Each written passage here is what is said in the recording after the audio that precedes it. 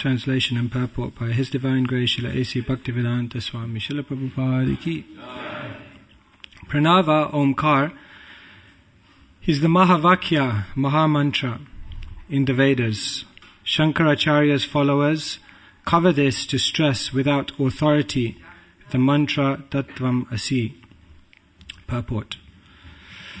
The Mayavadi philosophers stress the statements Tattvam Asi, Soham, etc., but they do not stress the real Maha Mantra, Pranava Omkar.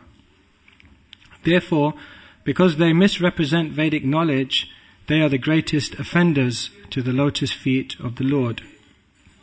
Chaitanya Mahaprabhu clearly says, Mayavadi Krishna Aparadhi.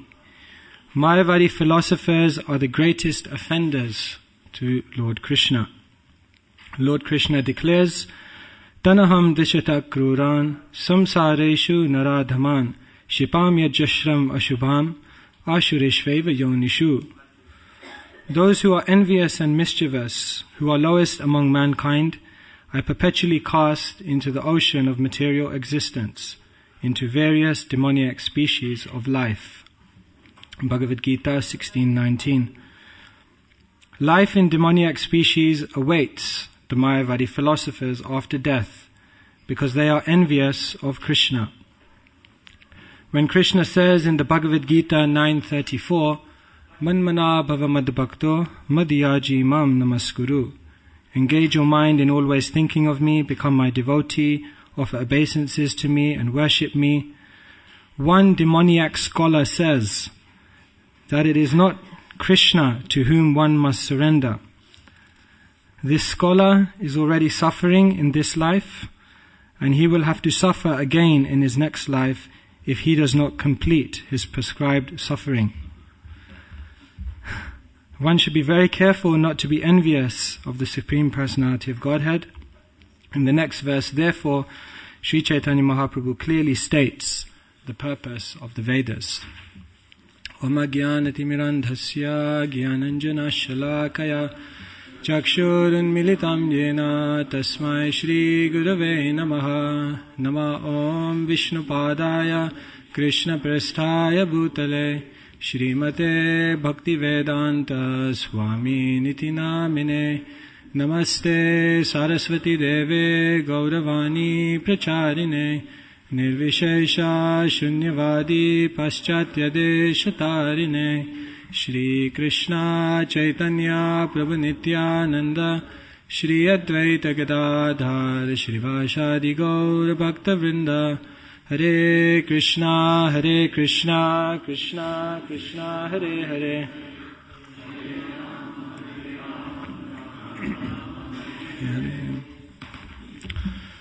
So with your permission, I'll try to share a few thoughts on this verse. And in this chapter of Chaitanya Charitamrita, Prabhupada continues his relentless attack on the Mayavad philosophy. We were reading this morning after Mangalarti Srila Prabhupada's calendar, and if I remember correctly, he wrote to Garga Muni Prabhu that if one saves humanity from, if one saves a person from impersonal understanding, then he saves him from the greatest calamity, and this is the greatest service to humanity. To save someone from an impersonal understanding. So Srila Prabhupada, when it came to topics of atheism or impersonalism, was uncompromising. And he would often use extremely strong language. Atheists, what they're trying to do is they believe God is man. So we have God, and then we have man.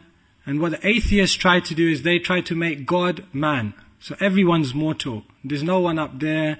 There's no one greater. There's no divine. Pull everyone down and we're all mortal.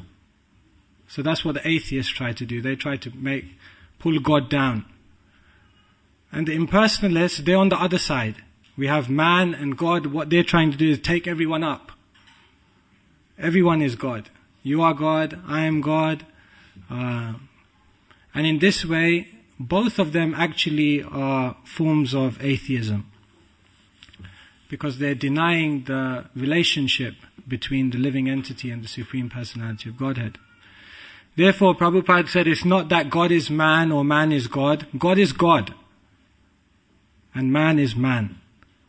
Natrevaham jatu nasham natvam nene janadipa nacheva na bhavishyama sarvivayam ataparam. And the distinction never goes.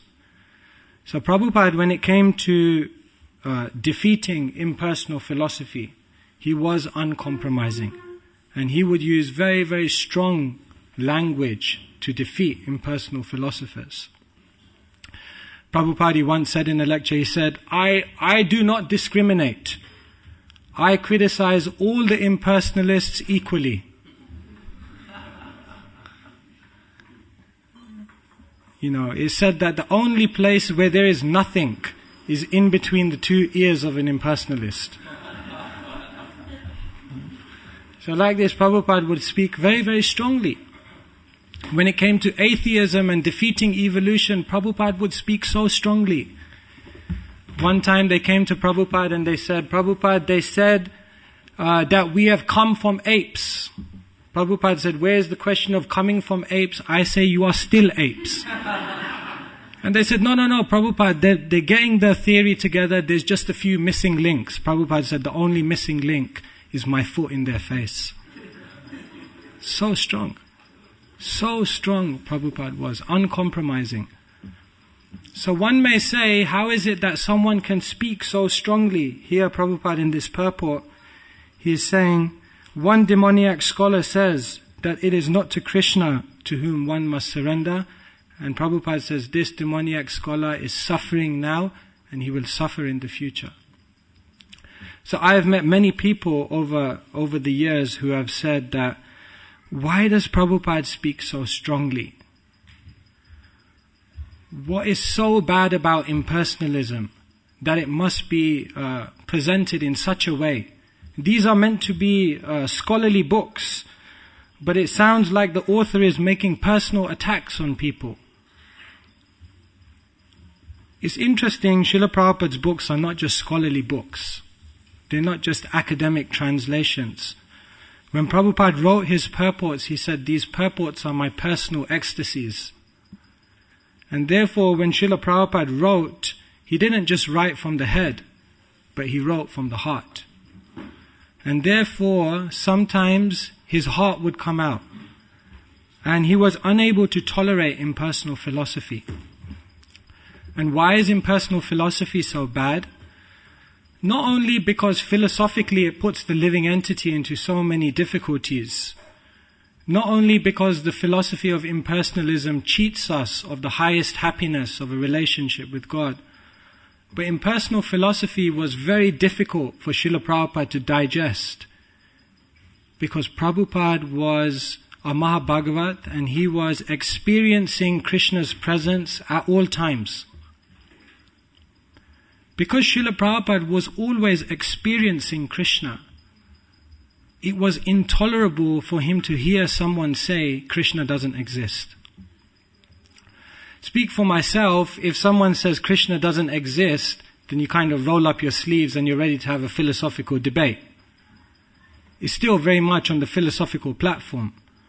But when someone said that to Prabhupada that Krishna didn't exist, because Prabhupada was experiencing Krishna at every moment, it wasn't just a philosophical debate, it was a personal attack.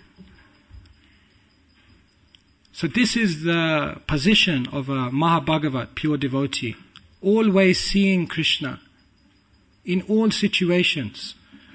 In Bhagavad Gita, Krishna says, Yo mam pashyati sarvatra, sarvam cha mai pashyati, tasyaham na pranashyami, sachame na pranashyati. For one who sees me everywhere and who sees everything in me, I am never lost, nor is that person ever lost to me. So the pure devotee is seeing Krishna at all times. And therefore defeating impersonalism wasn't just a philosophical debate, but it was a personal matter. And therefore Prabhupada often speaks very strongly. So this is very nice to meditate on, that the pure devotee is seeing Krishna everywhere. Some people say, can you show me God? Krishna in the Bhagavad Gita confirms many times that you can see Him face to face very easily. But one simply has to give themselves, give their heart, and then they can see Krishna very easily. So Prabhupada, he was always seeing Krishna. Prabhupada, he said many times, I am living in Vrindavan. He said, I'm traveling all over the world. I'm going to New York, to London, to Tokyo, to so many cities.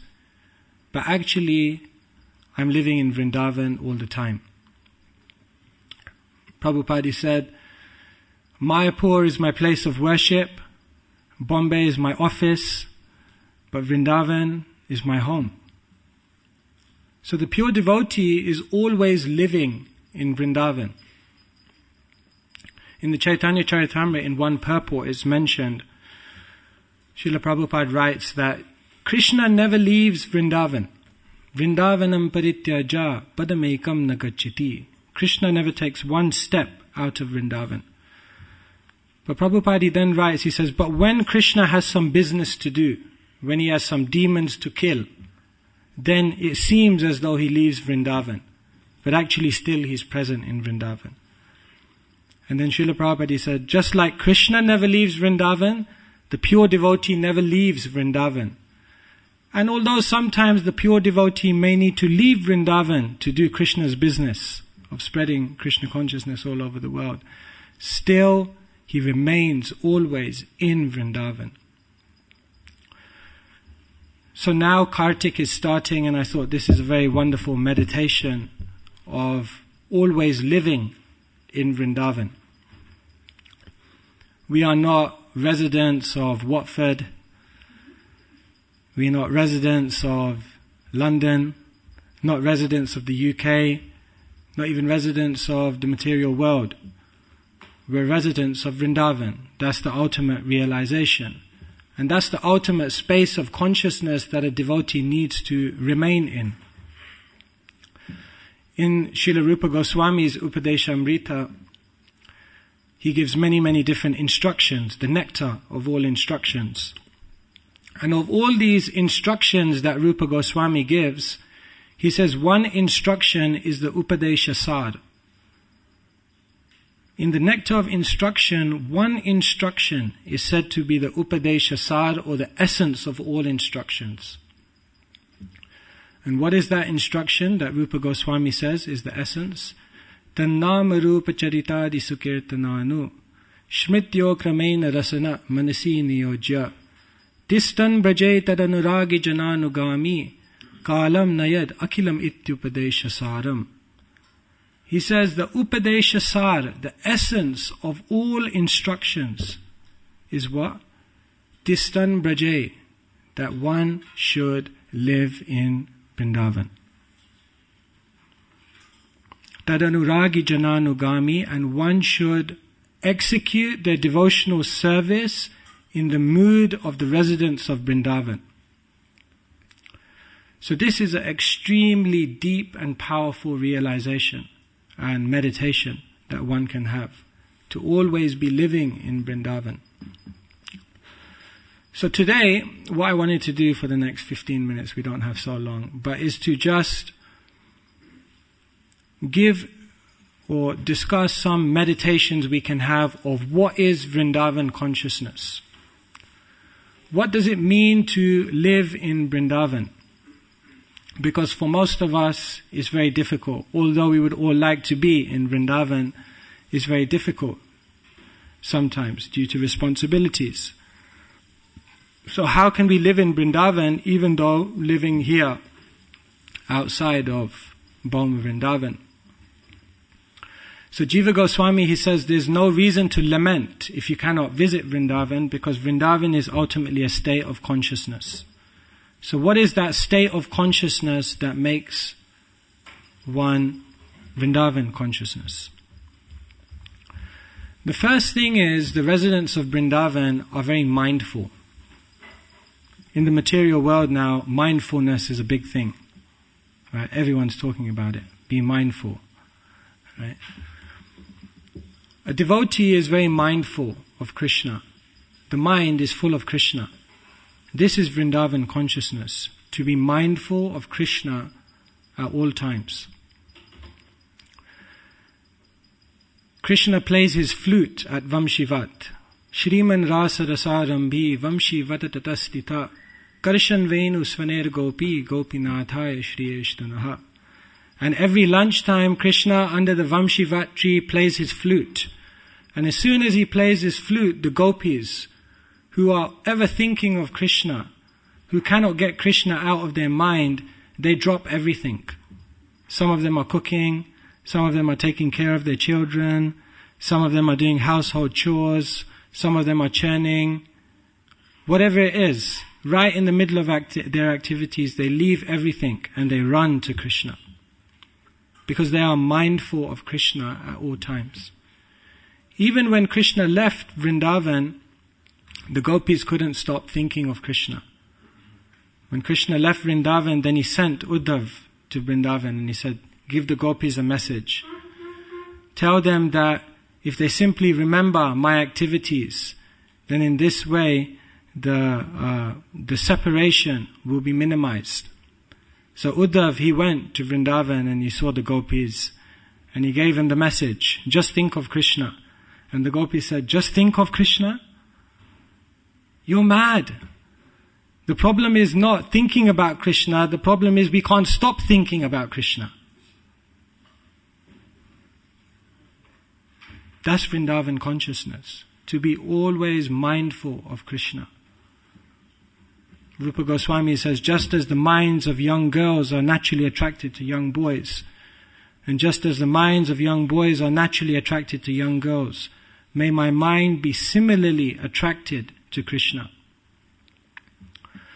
So therefore, to be mindful of Krishna, to fill the mind with thoughts of Krishna, this is the first aspect of Vrindavan consciousness. Therefore Rupa Goswami says, Yena tena prakarena mana Krishna niveshayet. Somehow or other, this way or that way, by hook or by crook, somehow or other fix your mind on Krishna. And therefore we do so many things in our devotional life to try to fix the mind on Krishna. We read the books, we chant the holy name, and in so many ways we try to re-engineer our environment so that we're always thinking of Krishna. In Vrindavan they have to hide Krishna's paraphernalia. Because as soon as any of the residents of Vrindavan see any of Krishna's paraphernalia, their mind just goes spinning. And they cannot function normally. And therefore they have to pack away all of Krishna's paraphernalia. In the material world, we have to put Krishna's pictures everywhere. It's the complete opposite. Somehow or other, put Krishna's pictures everywhere. Try to remember Krishna. The rickshaw drivers in India, they just pull out the speedometer, pull out the petrol gauge, and stick pictures of Krishna there. Right? Driving in India is dangerous, so you want to be seeing Krishna if anything happens. Somehow or other, keep the mind on Krishna. So this is the first element of living in Vrindavan, to try to keep our mind on Krishna, mindful. If we assess the residents of Vrindavan, then we see the second element or major element of Vrindavan consciousness that is coming is a mood of being grateful. We know that Sudama was very, very poor, and that his wife told him that, why don't you go to Krishna? Because Krishna is very rich, and Krishna, maybe he can help us out in our poverty. So Sudama wasn't so inclined, but on the order of his wife, he said, okay, I'll go. And he took with him 4 palmfuls of chipped rice, as we know. So as he reached Dwarka, he went through all the gates, and then finally he came into the palace where Rukmini was fanning Krishna. And as soon as Krishna saw Sudama, he immediately got up, he embraced him, he sat Sudama down, and he began to offer arti to him. And then after offering arti to Sudama, they began to discuss their childhood pastimes. And like this, Sudama and Krishna were just engaged in so many wonderful interactions, loving exchanges. And then of course we know Krishna said, "What have you brought for me?" And Sudama was very reluctant.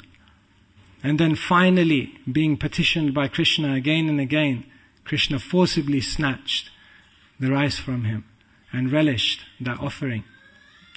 Like this, Sudama and Krishna spent some time together in great happiness, and then Sudama left. And on his way home, he realized, oh my God, the purpose that I went to see Krishna for, to ask him for some things, I forgot to ask him.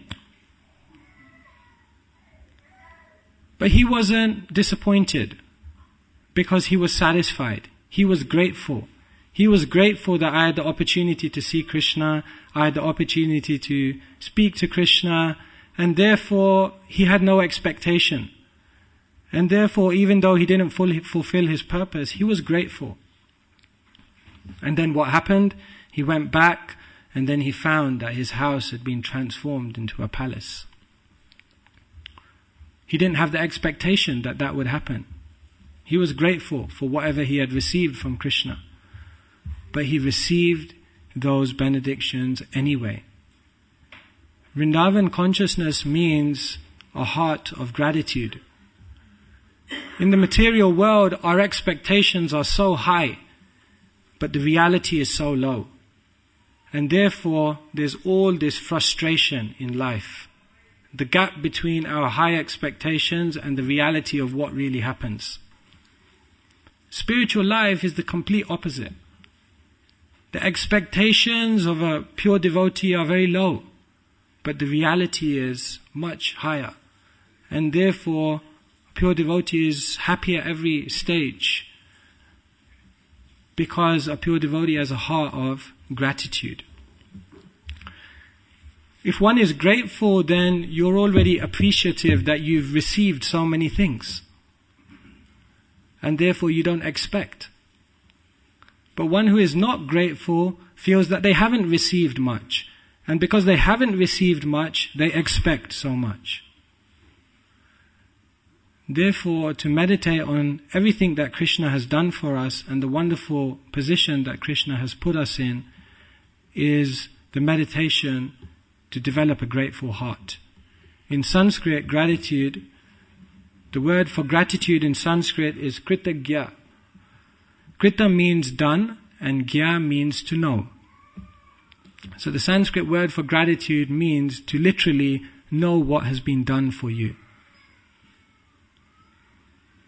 I once asked Keshav Bharati Maharaj, how can we become grateful? How can we develop gratitude in our lives?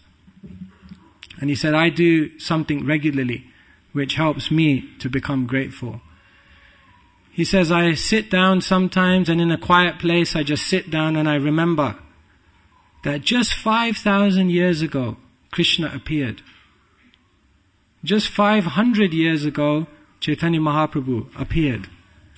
And just 50 years ago Srila Prabhupada was on this planet. He said to me, if I was to pick myself up and place myself at a point in universal history at which I'd want to be, I don't think I'd choose any other point than this point. Incredible. And he said that, when I just sit down and I think about that, then I just feel so grateful. So, a grateful heart is Vrindavan consciousness. Vrindavan consciousness is also about being helpful.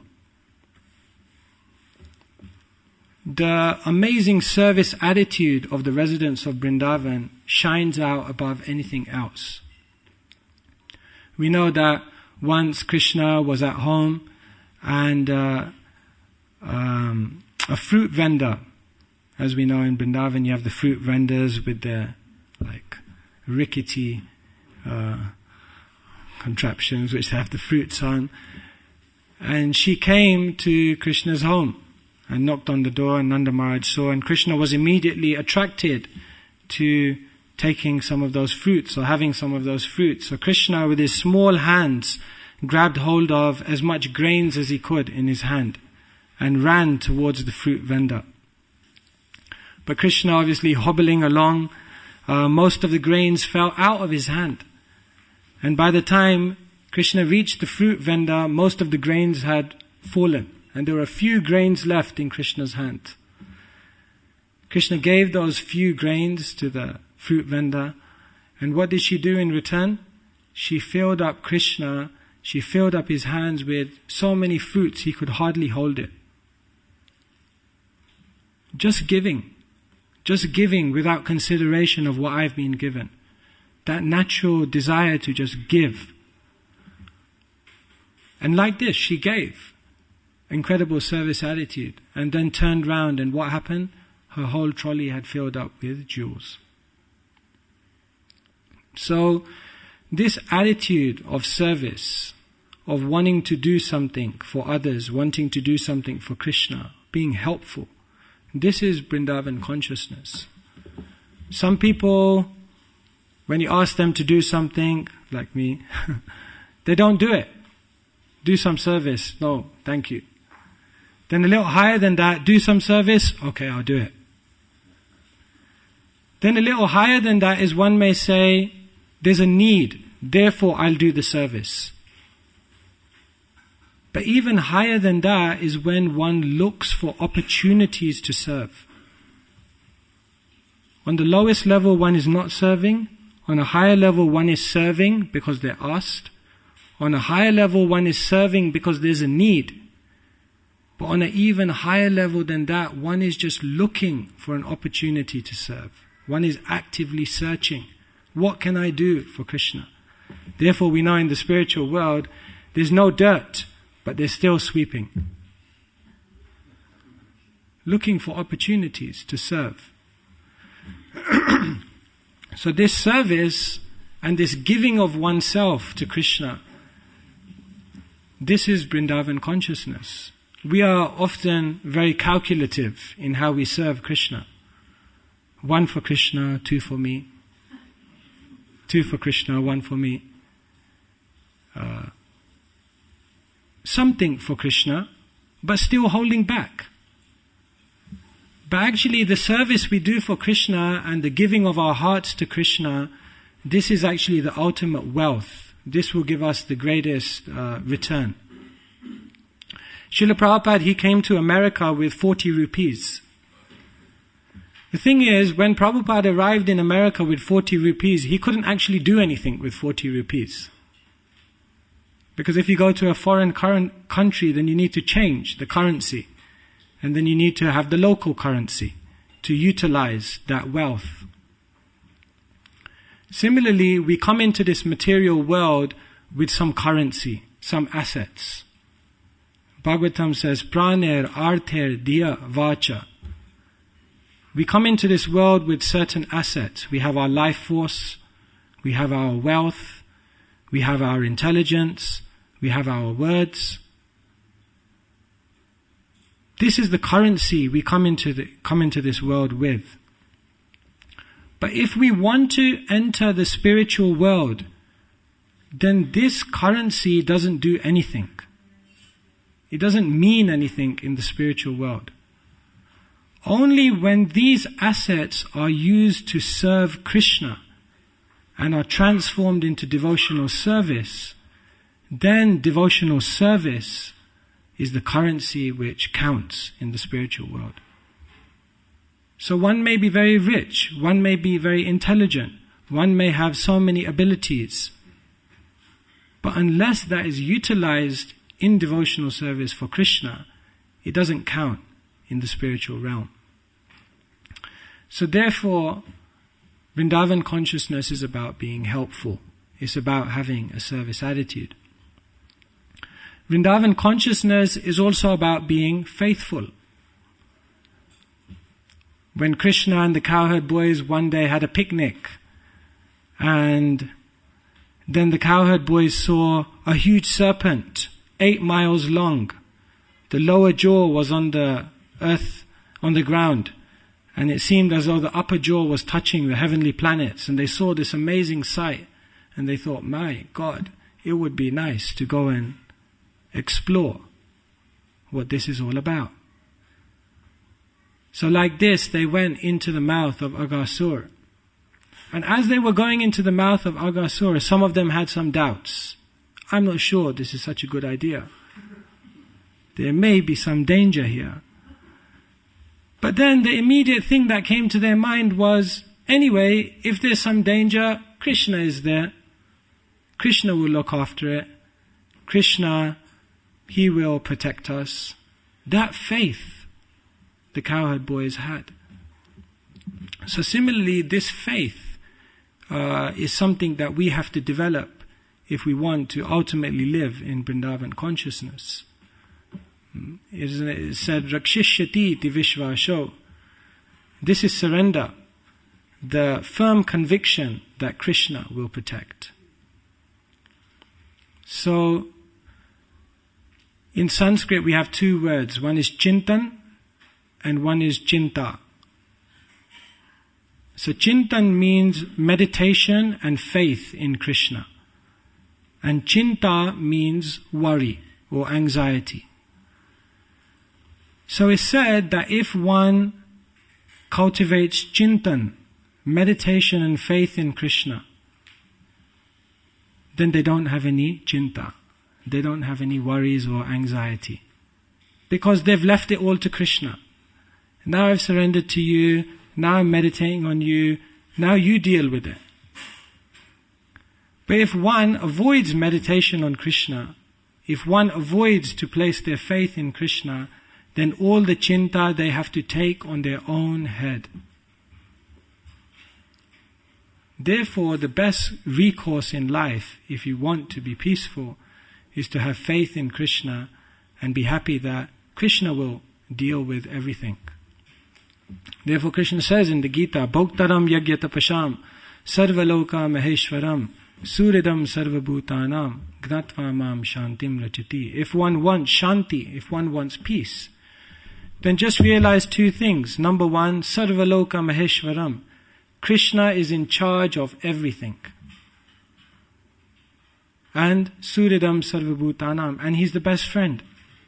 So if Krishna is in charge of everything, and He's simultaneously the best friend of every living entity, then I can't go wrong.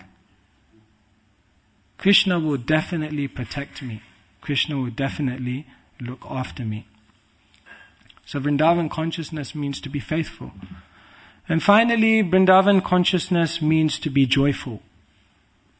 Because the spiritual world is a place of happiness, isn't it? Srila Prabhupada used to tell the story of how the British politician Gladstone, he went all around India and he came back, and when he met his politician friends, then they asked him, like, what did you learn from India?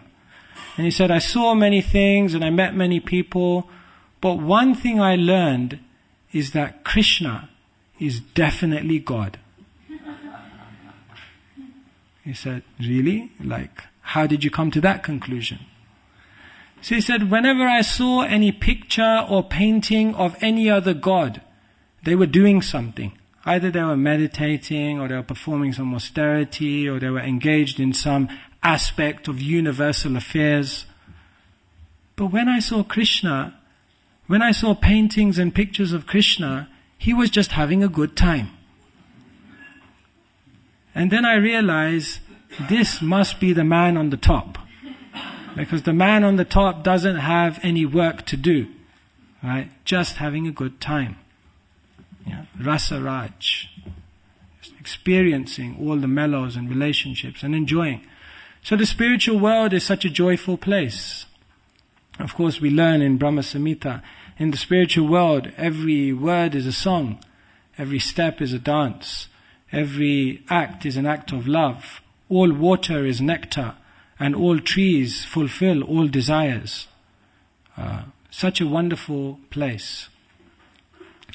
So if we want to be in Vrindavan consciousness, then we should also practice spiritual life in a joyful way. And Krishna says it is a joyful process. Susukham kartum avyayam. That spiritual life is joyfully performed like that.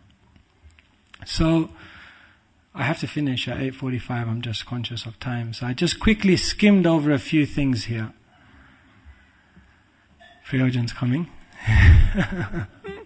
I'm finishing, 1 minute. Just to summarize what we talked about today, here Prabhupada is speaking very strongly about Mayavad philosophy. One may think, how is it? How is it that a saintly person can speak so strongly? Prabhupada was speaking so strongly against Mayavad because he was personally perceiving Krishna's presence at all times. Prabhupada said, I'm not living in New York or London, I'm always living in Vrindavan. And this is the instruction of Rupa Goswami, that we must live in Vrindavan. And what does it mean to live in Vrindavan?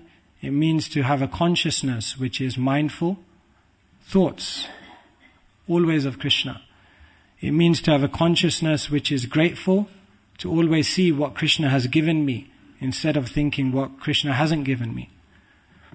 Vrindavan consciousness means to have a consciousness which is helpful, to have a service attitude and to try to extend oneself, to bring happiness to others. Vrindavan consciousness is to be faithful, to understand that Krishna is the protector and that Krishna will take care of everything. And finally, Vrindavan consciousness means to be joyful, because spiritual life is full of joy. So, this month is Kartik, and a very wonderful month in which we can make so much spiritual advancement. So, along with the small vows that we may take, we can also try to develop this overall consciousness of being mindful, grateful, helpful, faithful, and joyful in Krishna consciousness. So we don't have time for any discussion, but thank you for listening and thank you for your attention. Shri Chaitanya Charitamrita ki, Srila Prabhupada ki.